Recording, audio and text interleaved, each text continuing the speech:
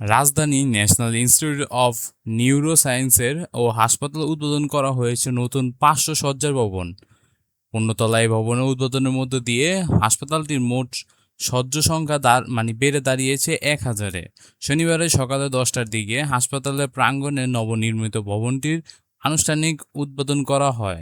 উদ্বোধনের আগে প্রধানমন্ত্রী তারেক রহমান হাসপাতাল চত্বরে একটি গাছের চারা রোপণ করেন।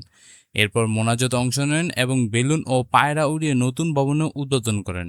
এ সময় প্রধানমন্ত্রী সহধর্মিণী জুবাইদা রহমান, স্বাস্থ্যমন্ত্রী সরদার মোহাম্মদ সাখাওয়াত হোসেন, সমাজ কল্যাণমন্ত্রী এজেড জাহিদ হোসেন সহ সংশ্লিষ্ট কর্মকর্তারা উপস্থিত ছিলেন। সংশ্লিষ্ট ব্যক্তিরা বলেছেন, নতুন 500 শয্যা চালু হওয়ার স্নায়ু রোগে আক্রান্ত রোগীদের চিকিৎসা সেবা আরও বিস্তৃত হবে। তাদের দাবি, দক্ষিণ এশিয়ার অন্য কোনো দেশে এত বড় নিউরোসায়েন্স হাসপাতাল নেই। এমন একটি কল্যাণমুখী রাষ্ট্র প্রতিষ্ঠা করতে প্রতিশ্রুতিবদ্ধ, যেখানে চিকিৎসা পাওয়ার জন্য কোনো নাগরিককে দেশের বাইরে হতে যেতে হবে না, কিংবা কেউ অর্থ অভাবে স্বাস্থ্যসেবা থেকে ইনশাল্লাহ বঞ্চিত হবে না।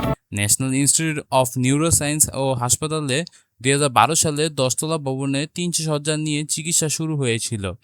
রোগীর চাপ বাড়তে থাকার কারণে পরেও আরও 200 শয্যা যুক্ত করা হয়। এবার 15তলা ভবনে আরও 500 শয্যা যুক্ত হলো।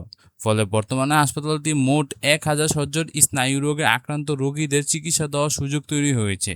নতুন এই অবকাঠামোর মাধ্যমে রোগীদের চিকিৎসা সেবা ও হাসপাতালের সক্ষমতা আরও বাড়বে বলে আশা করছেন সংশ্লিষ্টরা। বন্ধুরা, আপনাদের কি মনে হয় এই বিষয় নিয়ে? যদি কোনো কমেন্ট করা থাকে তাহলে অবশ্যই জানাতে পারেন এই ভিডিওর কমেন্ট বক্সে। দেখা হবে নতুন কোনো ভিডিওতে, নতুন কোনো টপিক। সে পর্যন্ত ভালো থাকবেন। Take care. আল্লাহ হাফিজ।